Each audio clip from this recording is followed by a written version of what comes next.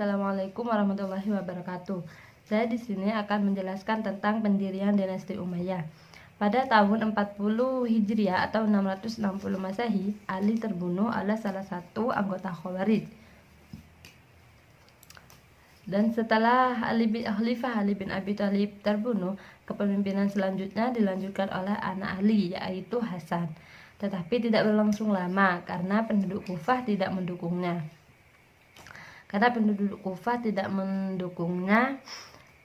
Maka Hasan membuat perjanjian damai kepada Muawiyah dengan meninggalkan jabatannya dengan memberikan jabatan tersebut kepada Muawiyah dengan tujuan tidak terjadi pertumpahan darah yang sia-sia. Dengan adanya perjanjian tersebut dapat menyatukan umat muslim di bawah satu kepemimpinan politik, yaitu kepemimpinan Muawiyah bin Abi Sufyan. Maka dalam sejarah tahun ini dikenal dengan Amul Jamaah atau tahun persatuan. Maka berakhirlah masa pemerintahan Khalifahur Rasyidin yang secara demokratis dan mulailah pemerintahan dinasti Umayyah secara monarki atau keturunan. Pada tahun 41 Hijriah atau 661 Masehi, dinasti Umayyah resmi berdiri yang didirikan oleh Muawiyah bin Abi Sufyan serta khalifah pertama pada dinasti Umayyah. Cukup sekian dari saya. Penjelasan selanjutnya akan dijelaskan oleh rekan saya.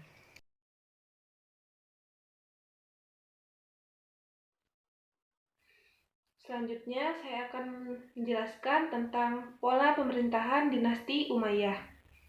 Dalam sejarah peradaban Islam, Muawiyah bin Abu Sufyan itu adalah penguasa pertama yang mengubah sistem pemerintahan yang awalnya itu demokrasi atau pemimpin dipilih secara langsung oleh rakyat menjadi pemerintahan monarki, yaitu kepemimpinan itu diwariskan atau secara turun-menurun, di mana ketika dia mewajibkan seluruh rakyatnya untuk menyatakan setia pada anaknya, yaitu Yazid bin Muawiyah. Nah, sistem pemerintahan di dinasti Umayyah ini juga dikenal dengan patrimonialisme, yaitu sistem pemerintahan yang memberikan hak kepada pemimpin untuk mengatur negara sebagai miliknya dan bisa diwariskan kepada keluarganya. Jadi, kekuasaan pemimpin pada sistem patrimonialisme itu bersifat mutlak. Dan dalam masa pemerintahannya, Muawiyah bin Abu Sufyan mengambil beberapa kebijakan, seperti contohnya mengubah sistem pemerintahan yang awalnya demokrasi menjadi monarki, memindahkan pusat pemerintahan dari Madinah ke Damaskus, menarik pasukan pengepung Konstantinopel, mendirikan departemen Diwanul Hotom dan Barid, dan juga mendirikan percetakan mata uang. Adapun dalam pengelolaan pemerintahan, Muawiyah mendirikan 2 departemen, seperti yang sudah saya sebutkan dalam kebijakan tadi, yaitu ada Diwanul Hotom, yang fungsinya mencatat semua peraturan yang dikeluarkan oleh khalifah, dan yang kedua ada Diwanul Barid, yaitu fungsinya memberitahu pemerintah pusat tentang perkembangan yang terjadi di semua provinsinya.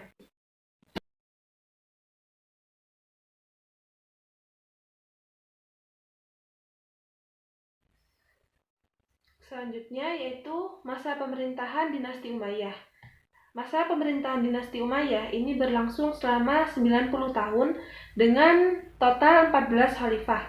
Adapun urutan khalifah Bani Umayyah itu sebagaimana yang bisa kita lihat sendiri di slide ini, dimulai dari Muawiyah bin Abu Sufyan itu sendiri dari tahun 661 sampai 679 Masehi sampai dengan khalifah yang terakhir, yaitu Marwan II bin Muhammad, yaitu pada tahun 744 sampai 750 Masehi. Baik, selanjutnya kita akan membahas tentang ekspansi wilayah dinasti Umayyah. Kejayaan dinasti Umayyah itu ditandai dengan capaian ekspansinya yang sangat luas. Ekspansi ini merupakan kelanjutan dan perluasan dari apa yang telah dicapai pada masa Khulafaur Rasyidin. Perluasan wilayah di dinasti Umayyah ini mencakup 3 front. Yang pertama, front pertempuran melawan bangsa Romawi di Asia Kecil. Nah, di masa Daulah Bani Umayyah ini, pertempuran di front ini telah meluas sampai meliputi pengepungan terhadap Konstantinopel dan penyerangan terhadap beberapa pulau di Laut Tengah.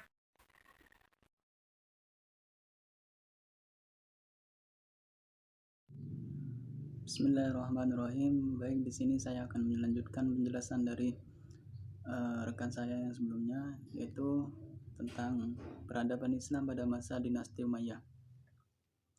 Dinasti Umayyah juga mencatat banyak kemajuan dalam berbagai bidang seperti perekonomian, ilmu pengetahuan, seni, dan arsitektur, dan juga dalam bidang pertanian.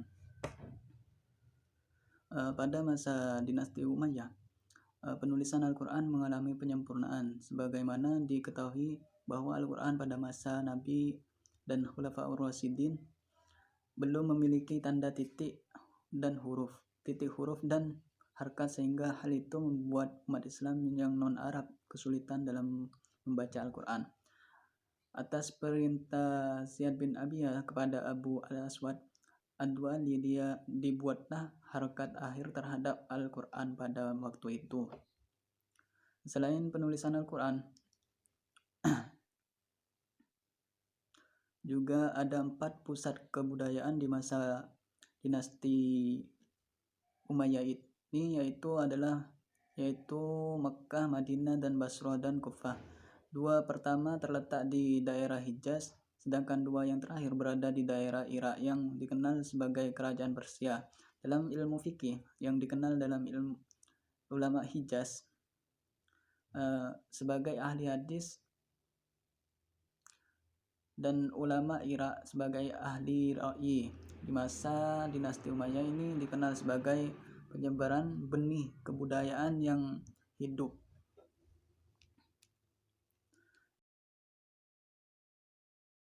Ilmu pengetahuan yang berkembang di masa dinasti Umayyah ini adalah sebagai berikut, yaitu ilmu tafsir. Ilmu tafsir ini pada masa awal Islam, ilmu tafsir belum dibutuhkan karena umat Islam dapat mengerti apa yang dimaksud oleh ayat Al-Quran.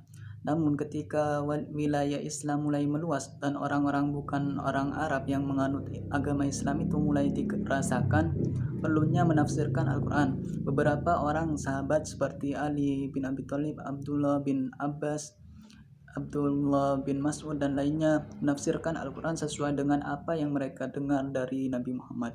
Selanjutnya yaitu ilmu hadis.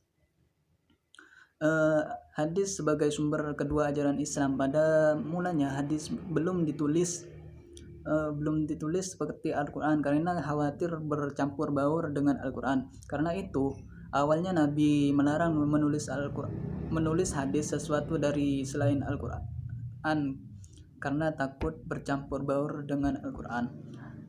Karena itu awalnya Nabi melarang menulis dari setelahnya Al-Quran. Pemeliharaan hadis dari sahabat melalui hafalan. Pembukuan hadis itu pertama dari sahabat melalui hafalan pertama kalinya dilakukan oleh Khalifah Umar bin Abdul Aziz di awal abad kedua Hijriah. Dalam mengumpulkan hadis dari para penghafal hadis, diadakan suatu metode yang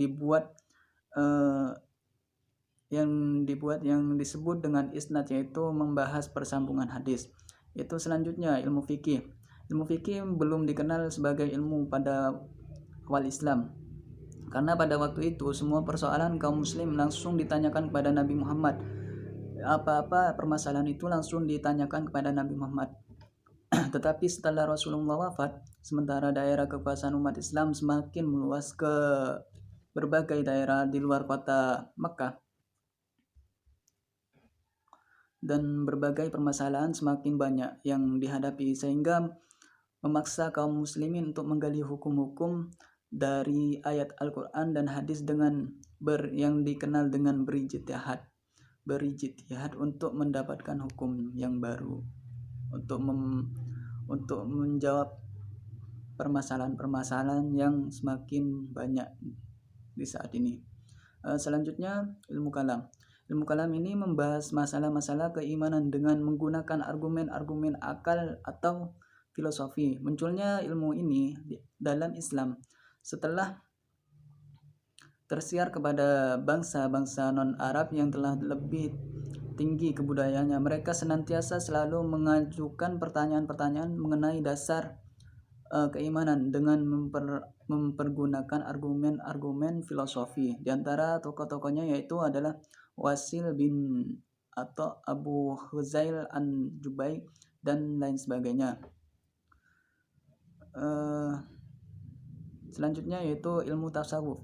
Ilmu tasawuf ini muncul dari ajaran zuhud, yaitu ajaran yang menekuni ibadah dengan menjauhkan diri dari kesenangan kehidupan duniawi. Perang saudara yang berkepanjangan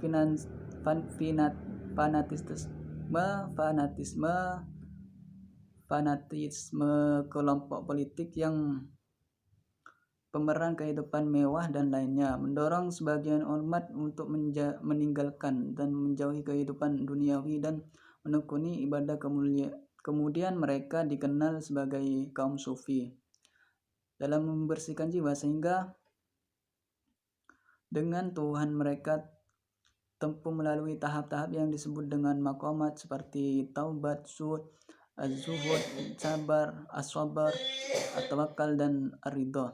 Pelopor dari ajaran ini adalah Hasan Basri. Di antara tokoh-tokohnya yang terkenal yaitu adalah Hasan Basri, Rabi'ah al-Adawiyah, Abu Yazid al-Bustami, dan lain sebagainya. Selain perkembangan ilmu pengetahuan dalam ilmu agama pada masa dinasti Umayyah, berkembang juga peradaban lainnya, yaitu seperti arsitektur.